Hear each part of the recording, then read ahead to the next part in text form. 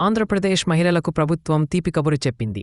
గ్రామీణాభివృద్ధి శాఖ మంత్రి కొండపల్లి శ్రీనివాస్ బ్యాంకర్లతో సమావేశమయ్యారు. ఈ సమావేశంలో సెర్ప్ సీఈఓ వాకాటి కరుణ, స్త్రీనిధి బ్యాంకు ఎన్డీ ప్రసాదరావు పాల్గొన్నారు.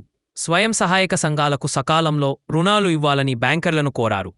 మహిళా పారిశ్రామికవేత్తలకు బ్యాంకులు సహకరించాలన్నారు మంత్రి కొండపల్లి శ్రీనివాస్.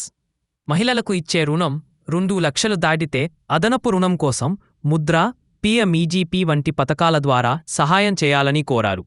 వార్షిక రుణ ప్రణాళిక, మహిళా ఔత్సాహిక పారిశ్రామికవేత్తలకు రుణాల మంజూరు తదితర అంశాలపై సమావేశంలో ప్రధానంగా చర్చించారు.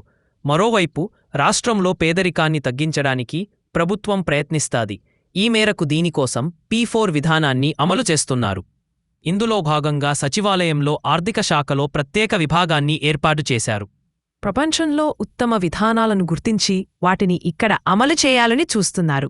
ఈ విభాగానికి పబ్లిక్ ప్రైవేట్ భాగస్వామ్య నిపుణుడు డి శాలన్ రాజు, ఆర్థిక సలహాదారు బి సురేంద్ర, ఆర్థిక శాఖ అధికారులు వివివి సత్యనారాయణ, సిహెచ్ శ్రీనివాసులు, కన్సల్టెంట్లు ఎం వంశీకృష్ణరెడ్డి, శోభన్ సహకరిస్తున్నారు.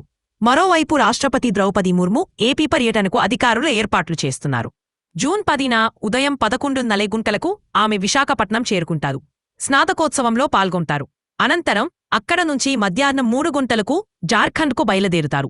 ఈ మేరకు రాష్ట్రపతి పర్యటనకు సంబంధించి అన్ని శాఖల అధికారులు పటిష్టమైన ఏర్పాట్లు చేయాలని సీఎం విజయానంద్ ఆదేశించారు.